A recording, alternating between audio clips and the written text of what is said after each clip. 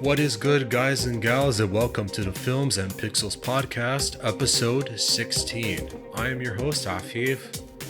And we've got some interesting topics for today. I gotta be honest, I was kind of going through like a creative roadblock, if you want to call it, or as some writers like to call it, a writer's block, but I wasn't sure what to really talk about. But a few things I've got in mind, stories are out about a couple of NBA legends criticizing HBO's Winning Time series, so I'll dive into the problems of there. Plus a couple of movies I want to review I've seen recently, both The Witch, released in 2015, and then just very recently Sonic the Hedgehog 2. Plus news regarding CNN Plus, and it's not very good. I'll dive into that. And strange news regarding Aziz Ansari's being mortal. The production is being halted. I'll dive into that, but before I keep going any further, if you have not seen any previous episodes, please, I encourage you to do so, whether on YouTube or any of the audio streaming services. Again, leave a like in the video, subscribe to this channel. Again, don't forget to also comment. Any kind of engagement is always welcome. Just no cyberbullying and all that crap, but it's always much appreciated. But yeah, without further ado, from here on out, let's get going to episode 16. For those that may not be aware, Winning Time: The Rise of the LA Lakers Dynasty is actually based on a book that was written. I know I've got the author's name, so I'm sorry for the timing of not fully knowing the information. But it is actually based on a book, and it is produced by Adam McKay, the same Adam McKay from Netflix's Don't Look Up. So when it's aired, I would say there have been some questioned portrayals of some of the more iconic figure in LA Lakers lore, especially Jerry West. Now, when I was watching Jason Clarke, he does play Jerry West, so watching the series already in 2 episodes, I didn't like what I saw, to be honest. I thought like it was so out of character. It's completely what Jerry West is not, whether it's out of control, intoxicated, rageaholic, and all that. So, and I really do agree with those that are disputing against HBO and everyone involved. Oh yeah, I got the name. Jeff Pearlman's book, Showtime: Magic, Kareem, Riley, and the Los Angeles Lakers Dynasty of the 1980s. So that's what the whole series is based on, the book written by Jeff Pearlman. So after some time, the lawyers that represent Jerry West, they had this to say. They wrote and sent a letter to HBO demanding reparation and an apology for how he was being portrayed. In fact, a lot of what's being said is kind of saying how there was no personal animus on drafting Magic Johnson at the time and trying to sabotage his selection and any sort of personal issues against Magic in the time. I won't read too much of the letter because it is a long paragraph, but I'll just kind of paraphrase it, just saying how the portrayal of Jerry West in Winning Time is fiction and pretending to be fact. It's deliberately false characterization that's causing great distress to Jerry and his family, which is actually no shock. It's completely contrary to the basis portrayal on the HBO show. Also, Jerry had nothing but love for and harmony with the Lakers organization, in particular owner Dr. Jerry Buss at that time. Now, for those that may not be aware, Dr. Jerry Buss, February 2013, he did pass away, so his children, the Buss family, Jeannie, Jim, and I think other people involved, still in charge of running the Lakers organization, despite kind of not exactly being in a great spot on the court, even though they won the 2020 title in the Orlando bubble.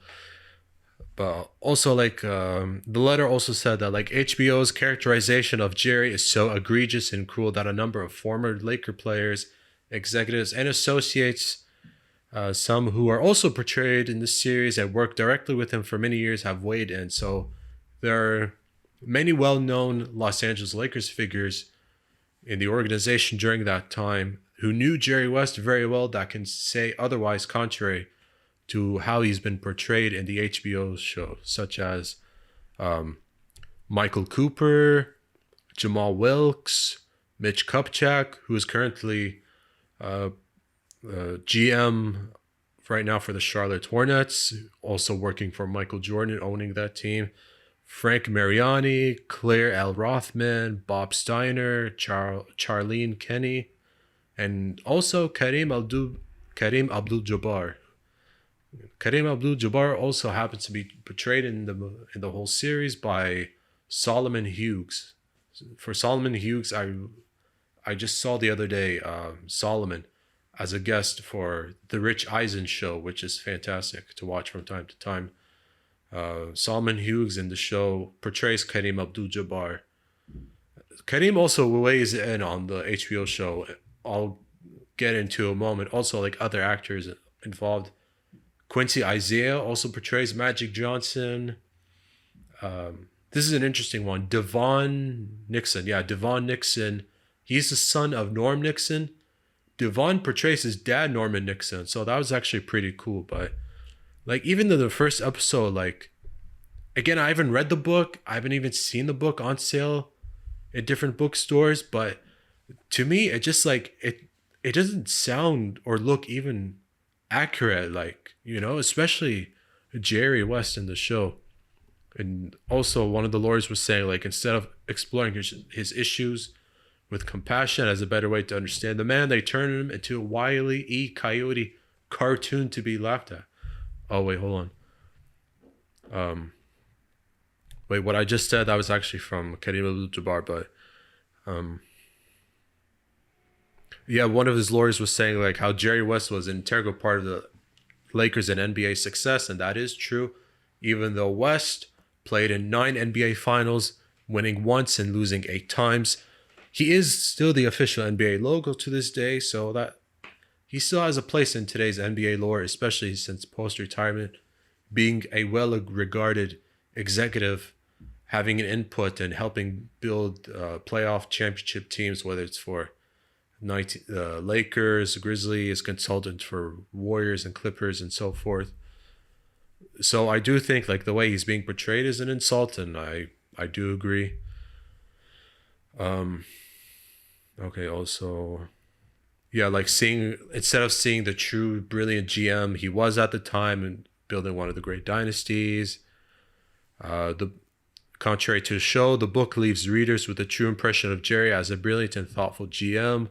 He's actually soft-spoken, and he never broke golf clubs, didn't throw his trophy, didn't make dramatic actions and moments and all that sort of stuff.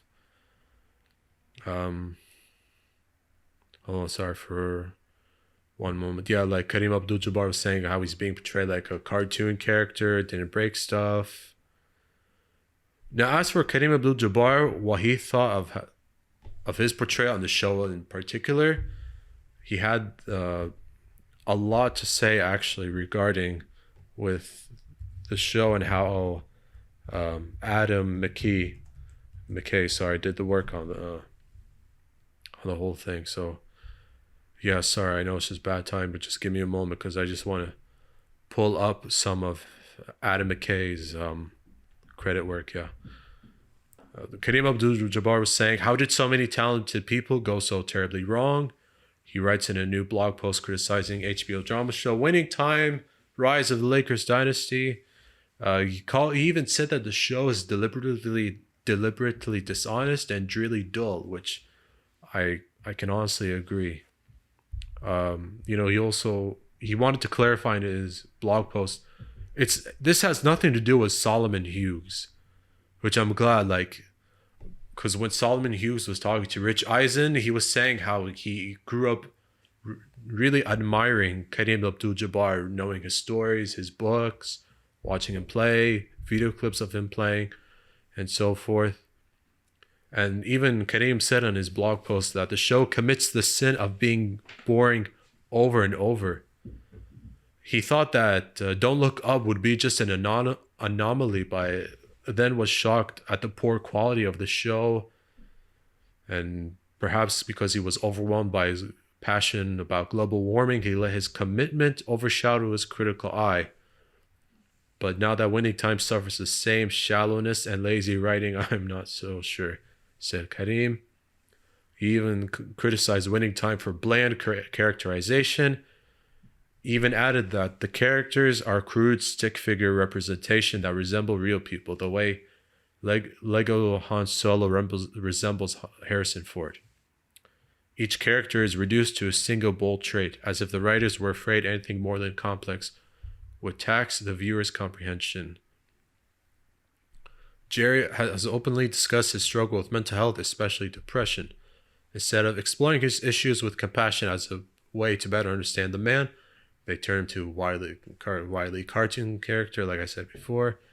Didn't break golf clubs, didn't throw his trophies, and all that stuff. I know I'm repeating this quote again, but I just wanted to point that out once more. And I do agree with the criticisms of Kareem Abdul-Jabbar and really everyone, especially Jerry West. I mean, he's like an old man. The guy's like, what, late 70s, early 80s? So it's not really good for him to be looked at this way. Like, I've only seen 2 episodes. I think maybe 5 or 6 episodes are there. It's an HBO show. It's also available for streaming on the OSN Plus platform as well. So there might be like 5 or 6 episodes already. But I still think about like episode 2. He looked like he was like depressed, drunk, and like laying on the floor in his underwear. And I'm just like, okay, there's no way he never did that. It's hard to believe he did that. I don't know the man personally, but it's hard to believe like this was how Jerry West was. It's not, I don't want to sound like I'm attacking Jason Clarke as an actor, but it's just not the right way to portray the characters. If there was one positive I can say early on, I kind of do like the portrayal of John C. Reilly as Dr. Jerry Buss. Although how it all came to be was kind of dramatic behind the scenes issue. The story was that McKay and Will Ferrell have collaborated together for many years. They were close friends, but HBO executives did not see or believe that Will Ferrell had a close resemblance to Dr. Jerry Buss. So after a conversation between Will Ferrell and Adam McKay, they split up. Their friendship got affected, supposedly. So that's really too bad. Creative differences behind the scenes kind of contributed to how the show is. But I mean, I thought John C. Reilly did a pretty good job. If there's one thing early on impression I'm not liking, it's the whole fourth wall breaking. I don't think that's necessary. I don't know why there needed to be fourth wall breaking for a show like this. I know that it's not a docu-series, so it's like meant to show dramatization, different ways of having like a different plot device, you know, making the characters, dramatizing it more, I guess, and like trying to add more layers as if like the writers thought that they need to be more expressive, whereas these people that are part of the Lakers championship dynasty are so iconic, really like well-known figures, like players that have come after them, like have established relationships with them, have gotten to know them, have liked them, admired them. So it's just weird how it is. Adam McKay's like filmography credit, I mean, some of the movies that he's directed and written might be familiar with, like Anchorman, The Legend of Ron Burgundy, Talladega Nights, The Ballad of Ricky Bobby, Step Brothers, The Other Guys, The Campaign, also Anchorman 2, Get Hard. He even was one of the writers for Ant-Man, directed and wrote The Big Short. He did great work on Vice. I thought Vice was a great film. So some movies that he did collaborating with Will Ferrell, John C. Reilly, some pretty good films. Vice, he did working with Christian Bale. Vice is an excellent film as well.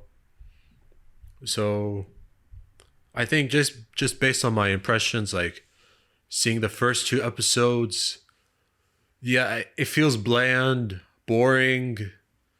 It kind of goes a little bit over the top with how people kind of look at these iconic NBA figures, especially those part of the LA Lakers lore. I know it's not a docu series. If it was a docu series, kind of like The Last Dance with archive footage from Michael Jordan in the, I think it was 1997-98 season, never seen before until now, being done, released. So, although I should mention, coming soon on Apple TV Plus, there is Magic Johnson's They Call Me Magic. I think it's a docu series as well, so that might have more of a proper way of telling the story of the Lakers dynasty. Maybe some things that were never said before, but I don't know if it's true. Like, just also watching Rich Eisen, he said that got picked up for a second season. I just hope the writing is better for a second season. But I mean, like, if no one's happy in the first season, I doubt that the second season may be even better. Depending in the region or continent, by now, Robert Eggers directed The Northmen, now out, based on Norse mythology, Viking story, kind of like a revenge tale, starring Alexander Skarsgård, Anya-Taylor Joy, Nicole Kidman. I forgot who else is part of the cast. Also, Willem Dafoe is in the movie as well. And you know what? With Eggers now releasing his third directed movie, it made me go back and watch The Witch. He collaborated with Anya Taylor Joy as well, and for both of them, this is like their first time really doing something like a major motion picture. For her, it was her first starring role in a major film, and for Robert Eggers, his first time directing a full feature film. So, knowing that they collaborated again this year, I wanted to go back in time before. And I just want to mention The Lighthouse, another film I saw from Robert Eggers, also starring Willem Dafoe and Robert Pattinson. Great movie. Despite it being in black and white, I still liked it very much. That's a very good movie. Now, to go back to The Witch, for those that may not be aware, released in 2015, it's a horror film, kind of based like on old English folklore, folk tales of witchcraft and sorcery and so forth. And even the movie, like at the end, just before the credits roll, it makes that clear, like what it's based on. And the thing is, for me, like the horror genre, not really my thing, not my favorite. I mean, this movie in particular, there weren't any jump scares, unlike maybe the horror slasher genre. But this kind of film, it's just kind of like weird, creepy sort of thing, even like a little bit disgusting at some moments. But still, I gotta say, like, it's still a great film. It's a very good, well crafted movie. Like, really stayed true to its lore. It stayed true to the source material it got itself based on. So I thought it was still very good. And even the rest of the actors, the rest of the cast were still very good. But if there's anything I noticed throughout, it's like the colors. Like the colors were just like very drab. You know what I mean? Like, not dry, but like kind of like this, like almost brownish. Like, man, like you when you look at the colors, you get the idea. It just feels like it's desaturated to kind of being dark, like kind of like this very drab green and like this, poor looking blue. It's just the colors are just like kind of depressing looking colors in the film, but the tone, it gave itself the tone and atmosphere in that movie. So I thought that was just important, but it does get weird, but it's still a very, very good movie, and religion like plays a part in the movie. Like, I think, if I'm correct, like the father of this family, like kind of defies religious perception, like defies religious laws in this English town, and they were banned and so forth. And so because of this witch in the woods, people in the family, like, there was this little baby, and his fate, not exactly the most fortunate. He gets taken, he's seemingly lost or otherwise, which I won't spoil. And since then, the family have been reeling. There are also these two twins that are part of the movie, and like and Anya-Taylor Joy, her character in the movie, like her family thinks that she's like some kind of witch and whatever. And then there's this young boy, he gets sick, and how he passes away. It's kind of disgusting or creepy in a way. So like, it's not a terrible film, but it's just one that like if you're willing to tolerate it, you'll notice like how well crafted it is, like every frame, you know what I mean? Like, and moments how like at least a couple of moments it tries to scare you, but it's not really scary, it just tries. I do want to say like in the end, like in the closing scenes, it's a little weird and creepy. I'm gonna say that. Like whether you thought it made sense or not, I just thought like it's a little weird and creepy. Like, it just like, okay, whatever. Like, so it wasn't one of those movies like watching it like it was the most pleasant viewing experience or anything like that. But I mean, I just wanted to go back and see the kind of work Robert Eggers did. Also, how Anya-Taylor Joy wow, sorry, that was embarrassing. Anya-Taylor Joy got her own acting career started in the movies since then. And in my opinion, like for her, some of the other movies she has made since then, I like more. I kind of like Split actually. Glass was fine. I really liked her portrayal in The Queen's Gambit. That was an excellent series. Emma, like, I gotta recommend Emma. I think that's still an OSN Plus. Emma is a really great and excellent film. Like, especially the cinematography in that movie, like the kind of shot selection in Emma and her character. So if any of her movies I liked more, I would say Emma, but that's a really excellent film. So yeah, I think like a movie like The Witch in the horror genre, maybe there are those that can handle that kind of movie. But as good as it really is, like I'd probably give it like 8.5 or even 9 out of 10. 8.5, I'd say, because maybe it just wasn't for me, but it's rated higher than that. But I just think that kind of horror film genre, it needs an acquired taste. It's not for everyone, for the content it has and kind of like a few of the gross moments.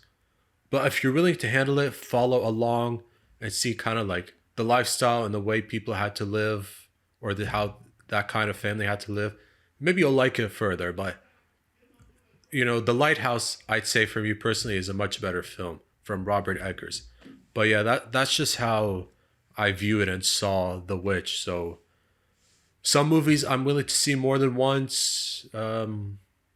This one, not really. But I'm not discrediting it as a bad film. It's still a good film, but just not one of those movies that's for me.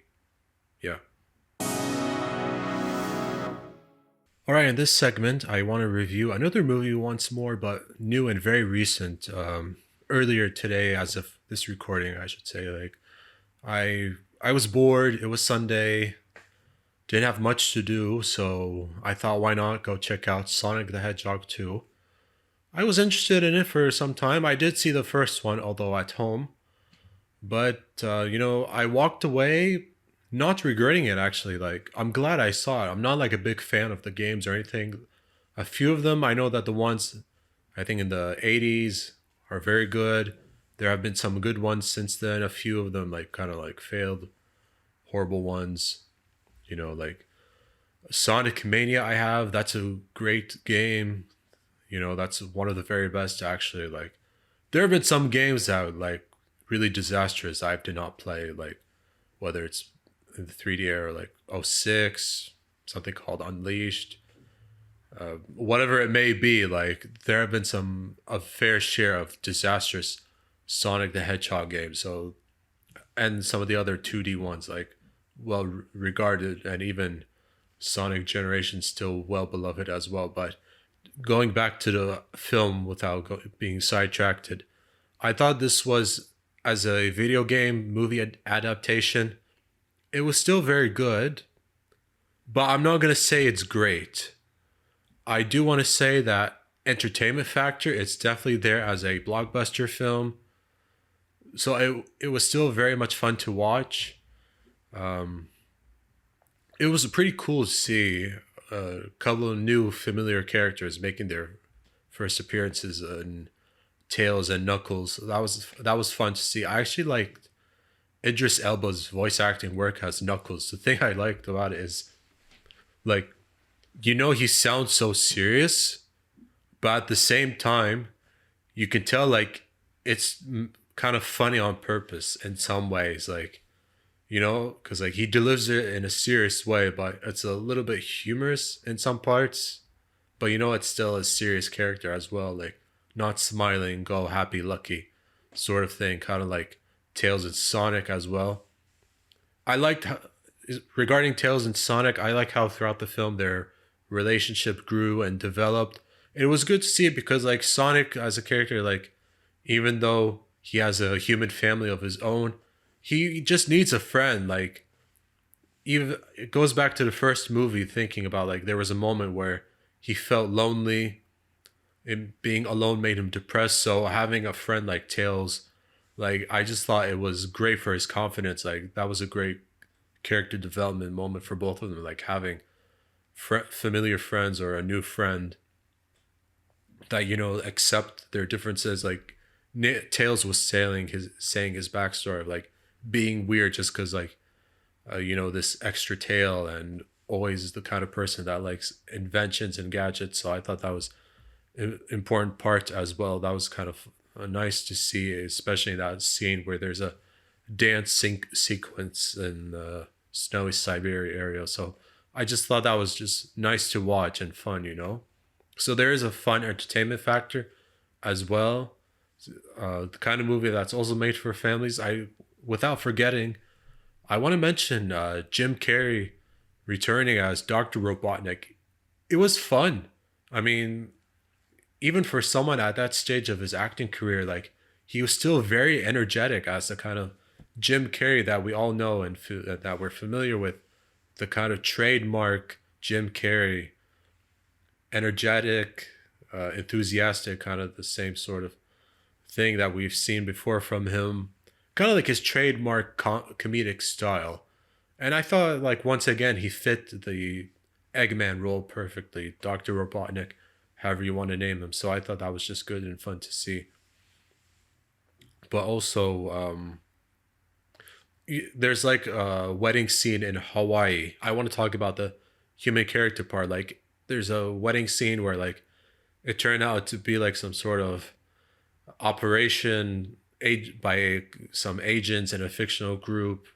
And like there's this couple, like one of the not the groom, yeah, the groom was supposed to get married, he's an agent. The bride gets all upset and uses a golf cart and wrecks the place, seeks her vengeance.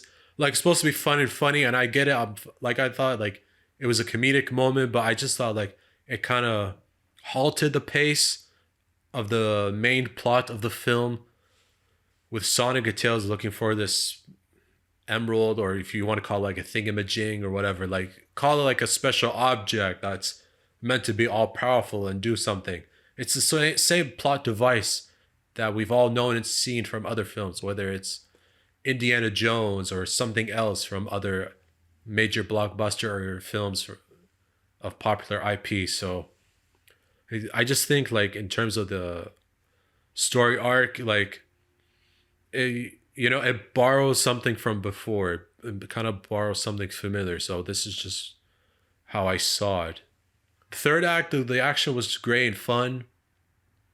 So I like the third act, how all three of them, as if now they became a superhero team and put their greatest strengths together and kind of found a way to defeat Dr. Robotnik. So I thought that was all great, And and yeah, there was a teaser for a third film. Sorry for the spoilers, but I'm not sure I'm excited about the Shadow the Hedgehog coming for the third movie, Sonic the Hedgehog 3 movie. So yeah, again, sorry for the spoilers, but I mean like, yeah, for a character who I'm not sure is so popular, I'm not sure like this was a great idea, but I liked how, as I say, like it's supposed to be like about the power of friendship for kids. So I thought that was great. But Ben Schwartz coming back at voicing Sonic again was great.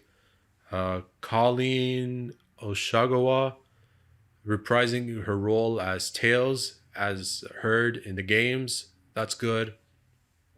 I don't know if anyone ever did the voice of Knuckles before, but I mean, I kind of like the voice acting work Idris Elba did for Knuckles. So, to me, it's like one of those 7 out of 10 films because in some ways it kind of feels familiar to how the overall story arc is kind of borrowed from other action adventure films. And there was a moment while the wedding scene in Hawaii is meant to be funny. I just thought it halted the pace of the film and concentrating on a few side characters that didn't really matter to the story ultimately. By the end, it just didn't seem important, but overall, it's still a decent film. Like for a movie based on a video game, it does well. It does still a pretty good job. Maybe 7.5 kind of film, but 8 out of 10 and above, I think that's too generous of a rating to me. So, I mean, if you're bored, if there's no other movie you want to see, if you're not interested in any of the films you're streaming at home, it's still a good watch though, especially on a weekend. So yeah, I'd say go ahead, but I mean, only if you're really one of the more diehard Sonic fans. Okay, so what was supposed to be a milestone achievement and really a monumental step in Aziz Ansari's Hollywood career now is starting to sound kind of like a nightmare and sort of a roadblock with the recent situation that has now gone on. So Aziz Ansari was supposed to star and really for the first time direct a movie called Being Mortal, which he was going to act on. I don't know who else the rest of the cast, but it was supposed to include Ansari, Seth Rogen, and Bill Murray. The film was going to also be produced by production company Searchlight Pictures. So now all of a sudden, Searchlight Pictures have suspended production on Being Mortal. How and why? It appears now that there are growing accusations against Bill Murray supposedly for inappropriate behavior on set. So now it's not clear when it'll go back to going into production. But Aziz Ansari was supposed to direct this film and not just star in it. And now because of someone who is supposed to be more mature than him, it supposedly is causing some inappropriate behavior on set. It's not a good look for a legend like Bill Murray, best known for his Ghostbuster films. But Searchlight Pictures, they are working with a production team involved, working with Aziz and producer Yuri Henley to try to figure out the timing, help help with investigation and so forth. But there was a letter that was released kind of saying like, hey, we're truly grateful to all of you and putting all the effort to this project. We hope to resume it, just trying to figure out the timing.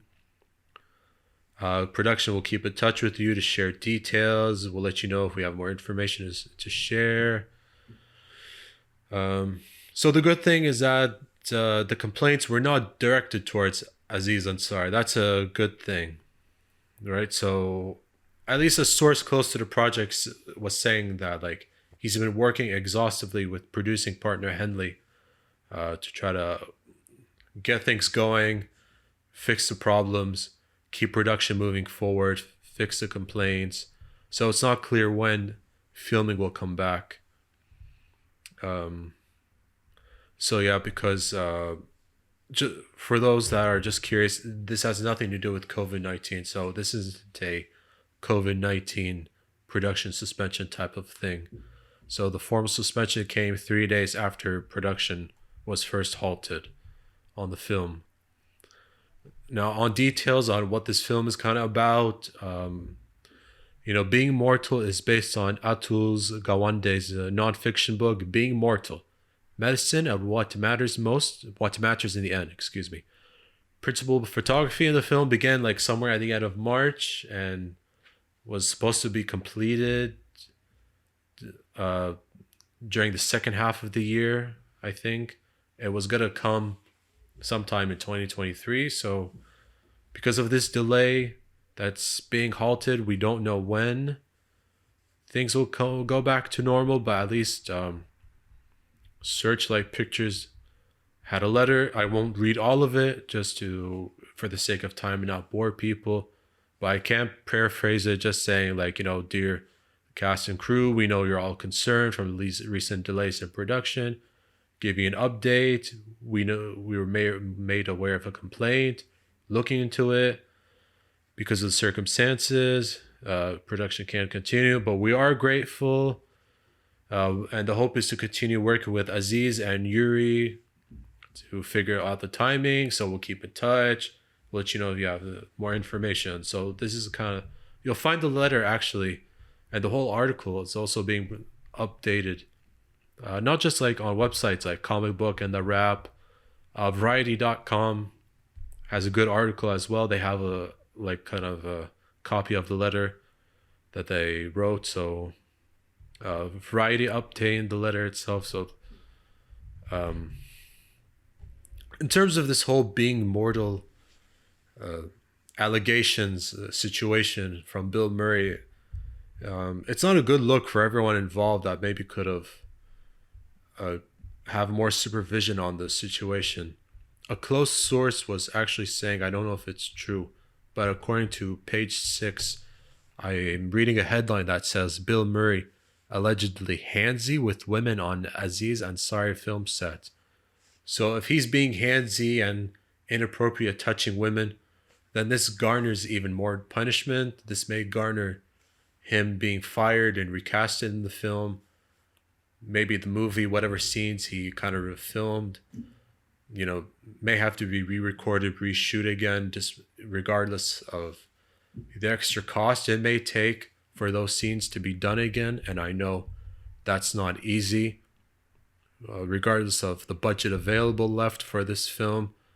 So I realize this is not a good time, a good look for everyone, but with Searchlight Pictures involved and handling this situation, I mean, no doubt there's going to be more of a proper resolution sooner rather than later. But I mean, I do feel bad for a comedian like Aziz Ansari, someone who did well in Parks and Recreation. And I actually liked another comedy show he did called The Master of None. I know that that's a Netflix show itself, so it's not where he wants to be or should be, but I think everyone involved will get the situation sorted sooner rather than later, hopefully. So it's just 1 month ago when CNN Plus just launched, and now because of the Warner Brothers Discovery merger, plans have changed.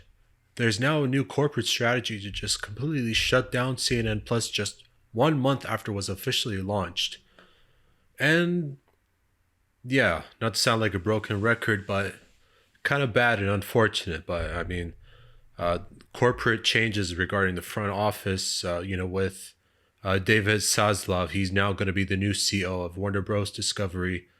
From the start, he didn't like the decision by the former CEO of Warner Media, Jason Kilar, who owned AT&T at the time, to launch CNN Plus just before the merger was finally going to be complete.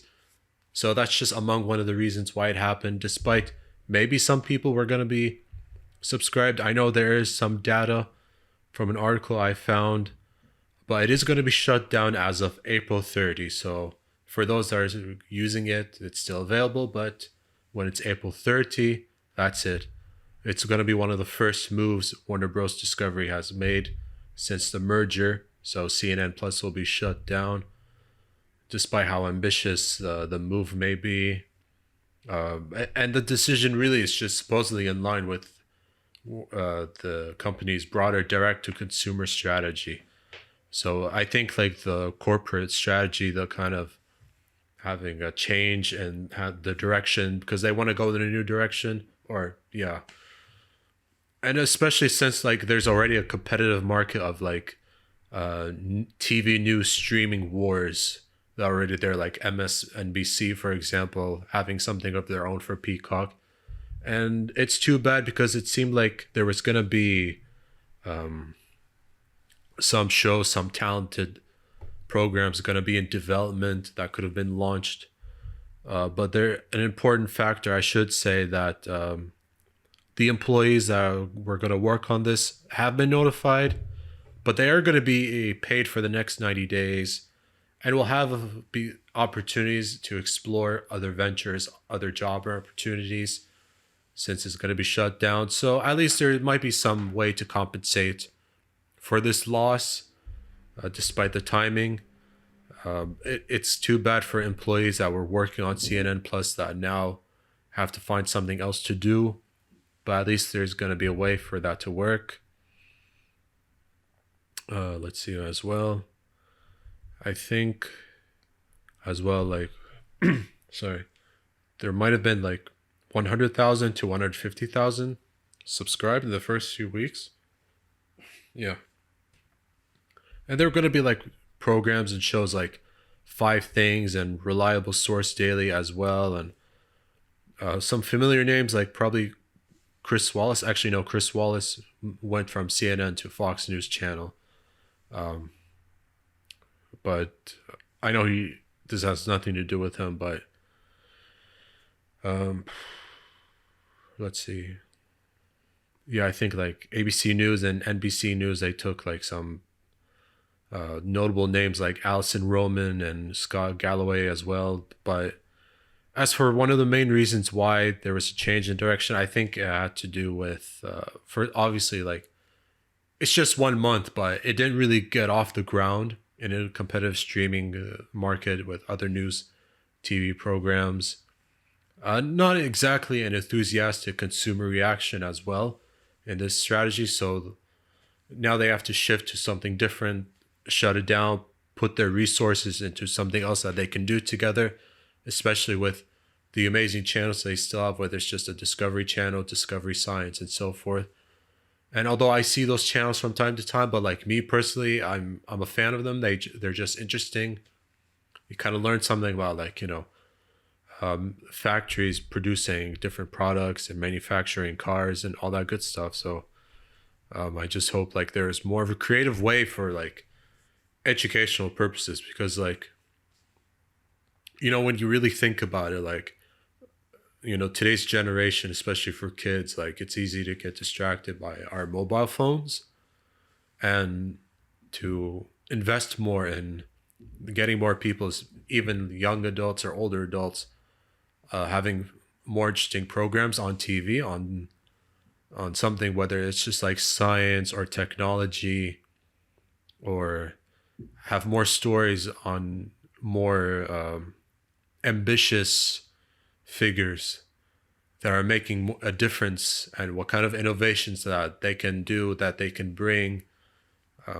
I just think that'll be really good. So I think they're going to be, whereas there should be more creative ways, and kind of having more educational TV, and at the same time, like something kind of entertainment. Like it needs to be entertaining enough for us not to be bored. You know what I mean? Because like, yeah, I mean, like, it's easy even for me to have like a shorter attention span and like get distracted by the phones and just scroll through short videos or photos and all that stuff. So, but with that aside, I just think, if it's not going to work, best to just shut it down and help employees find something new, something different, find different ventures. But this may be a blessing in disguise, as it may help them, spread their resources into something that may be more useful and, more importantly, more fruitful. All right, guys and gals, we have made it to the end of the episode. That covers all the topics for episode 16 of the Films and Pixels podcast. I would like to thank all of you for watching and listening from beginning to end. And again, if you haven't done so, please subscribe to this independent channel. It'll help me grow a lot. Like, comment, subscribe, follow the social media pages with the links provided. Thank you so much, and until next time, good day and good night.